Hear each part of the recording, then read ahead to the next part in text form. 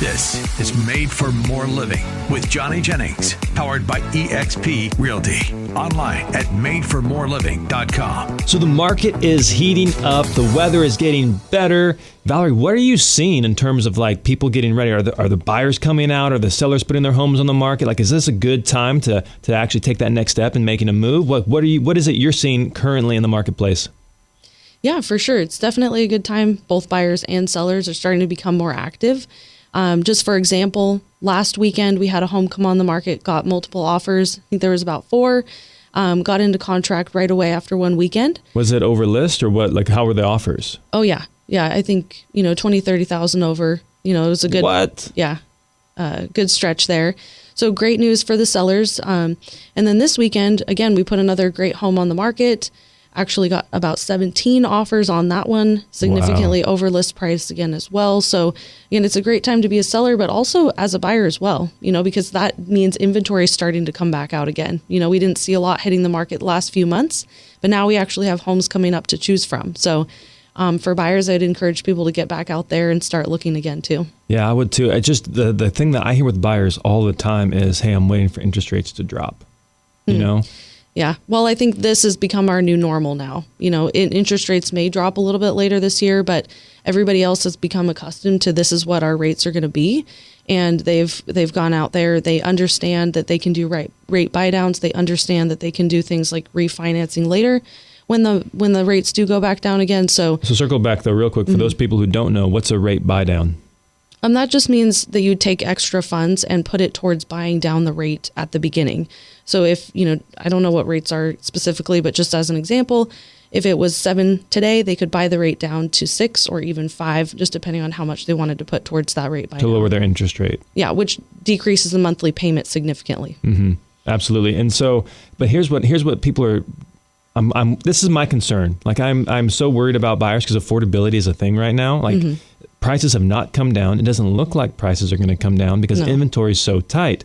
And so with this restriction on inventory, prices have remained high and actually increased in most markets year over year. And so anyways, I just have a heart for the buyers because they're struggling right now. And if you're selling and wanting to buy locally, you're like getting rid of that 2% interest rate and trading up for a 7, Yeah. But so many buyers are saying, hey, I'm going to wait for the market to drop or I'm going to wait for interest rates to come down. And that just kills me because just the last 2 weekends we're seeing the market heat up and people are coming in $20,000, $30,000, $60,000 over list right now in order to get their their offer accepted on a home. So the longer you wait, the more the market's heating up, the more you're going to have to come in over list. Like even if interest rates do drop, your monthly is still going to be higher because prices are continuing to go up. And you're still having to come in with a strong offer. So it really doesn't make financial sense in today's market to wait. Right. Would you agree? Well, for sure. Yeah. And I mean, even if you think back to the people that they didn't want the competition of the 2021 market, right? Yeah. They're like, buying a home is my goal in the next few years, but I don't want to compete with all these people. Well, the competition's still there 3 years later. Like nothing has changed. We still have competition going on in the market. So really, like if you're planning to wait, how much longer are you going to wait? That's a good point. Yeah. How much longer are you going to wait? Like when's the market going to be right? And only you can really answer that. But if you're waiting on something external to happen, like, hey, if this person gets elected or if this person doesn't get elected or if interest rates hit this price point, then I'll make a move.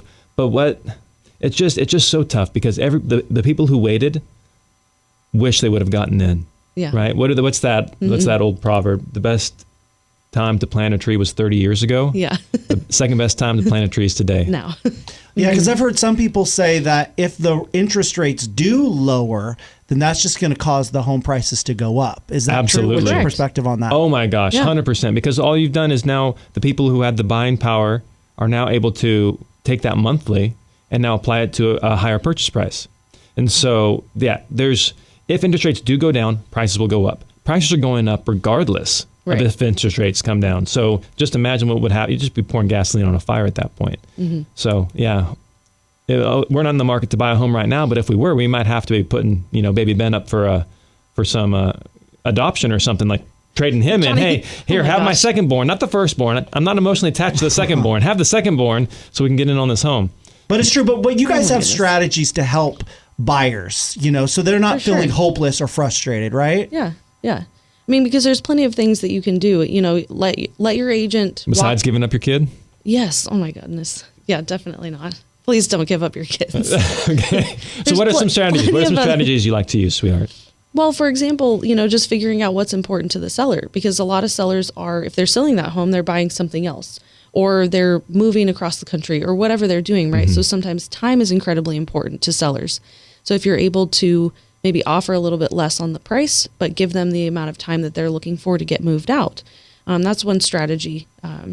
Anything along the lines of shortening contingency timeframes so that the sellers aren't left in limbo for 2 or 3 weeks of, are they going to buy my house or are they not? They can't make plans until you complete all your contingencies. So, and working with a great lender as well. I think that's incredibly important. That's what I was going to say. Yeah, because you can get pre-approved by anybody. Just pop online and do that. But is that pre-approval really going to stand solid in a contract situation when everybody's relying on you to get that loan done?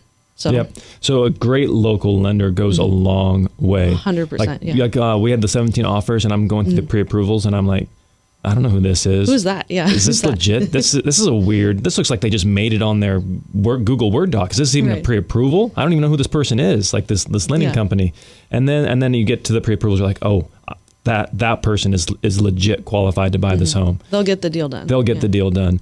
And so who you work with matters not only in lending but also with the real estate agents. So I cannot tell you how many times we've gotten calls and been like, hey, I know you personally, I can get the deal done. Here's my buyers. And we trust these people because we've worked with them before. And so we know they are professionals. We know they're people of their word. And we know that they're going to do what's right for their client. And that's going to in turn be what's right for ours. And so a lot of it's relational based. And so if you're working with somebody who's newer, doesn't have a lot of experience, or isn't even from the area, you may have to pay a premium. You can still work with that person, but it may cost you more to get the deal done. Yeah. So there's some tips there on how to get your offer accepted. Valerie, any other final closing words on what's happening in the market? I guess I would just say, with the sellers, now's the time. I mean, really, if you're planning to sell your home this year, jump on it now, because the longer you wait into summer, the other people have already put their homes on the markets and they've already sold, and the summer season here in the greater Sacramento region starts early. Absolutely. That's a great point, sweetheart, because the market, a lot of people think, I'll start in May or June. And if it takes 30 days for you to get an offer on your home, which maybe you'll get it on the first weekend, but let's just say 30 days, then you're in June, July, and by July, the market has peaked. Yeah. That is when prices peak, is in July. Yep. And so there still may be some benefits to selling in August or in December. There's marketing strategies that we have at the Made for More team that can capitalize on those different phases in the market cycle. But just painting with broad brushstrokes, July, the market peaks. And so you want to make sure that you have your home in contract before July. Yep. What if there are home buyers or home sellers listening? They want to put their home on the market, but they've got those home improvement projects that they want to get done. They feel like their home's not going to be ready until they get that project done. Speak to that. Are there certain ones that they have to get done before they put their home on the market, or what are their options? Yeah, go ahead, sweetheart. Yeah, I mean, I think every home is a little bit different, right? But the basics of just make sure that it's clean and decluttered. Those are the main things, right? You don't need to go into huge, deck remodeling or, things like we can cross that bridge when we get there, right? But as long as it's clean and presentable and people walk in and they can imagine themselves in your space, that's kind of the base of what needs to be done. That's the base. Yeah. And so What frustrates me is sometimes people do maintenance and they think that's going to increase the value of their home. Yeah. So no, you painted the home. People expected the home to be painted. No, you repaired the deck. People expected the deck to not be falling off the house. That's maintenance. That's not an improvement. You didn't increase the value of your house. You didn't increase the value. It's like, hey, I changed the oil on my car. Okay, that did not increase the value of your car. Great example. I expected the oil to be changed already and for basic maintenance to be done. Right. You won't have to necessarily deal with those issues in escrow, but that doesn't take your home from being worth X to X plus $20,000. Okay, and so are you saying they should take care of those issues now before thinking about putting their home on the market? So what I would say is get a home inspection. Get a home pest and roof inspection.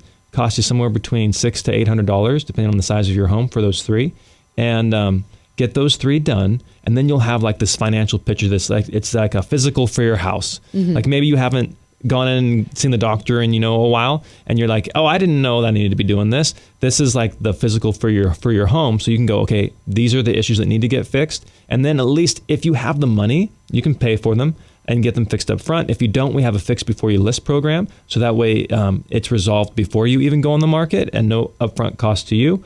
Or at least then you can present it to the buyers. If you do nothing, you can at least present it to the buyer and say, hey, here's this current status of the house. Here's the condition of the home. Make your offers based on this information. So that way you don't get 2-3 weeks into it and then all of a sudden there's a surprise. Yep. Yeah, great idea. Awesome. So they want to learn more about that fix to list. Is that what you call it? Fix before you list. Fix before you list. How can they find more information on that? Yeah, just Google Made for More or go to madeformoreliving.com and just reach out to us there. We're the most Google reviewed team, so you can just Google us as well, and you'll see we have over 500 Google reviews right now. So just check in with us. We're happy to help. And don't worry, it's not Johnny Jennings showing up with his tool belt, his hammer, and his wrench, trying to do it himself. Not. Right? Nope. No offense. No offense. You don't want me doing that. Valerie's giggling just at the thought of that. No, those days are behind me. So we have special professionals that come out and help all that. All right. Thank you so much. Well, hey, if you're listening to today's show and you're thinking about putting your home on the market, there's nobody better than Johnny Jennings and his team at Made for More Living. They're going to get you the most money possible in the fastest amount of time. The process is smooth and easy. And hey, if you feel like your home is just not ready yet, there's home improvement projects to be done, but you don't have the time or the money, Johnny Jennings and the Made for More Living team can help out. Again, just reach out at madeformoreliving.com, madeformoreliving.com.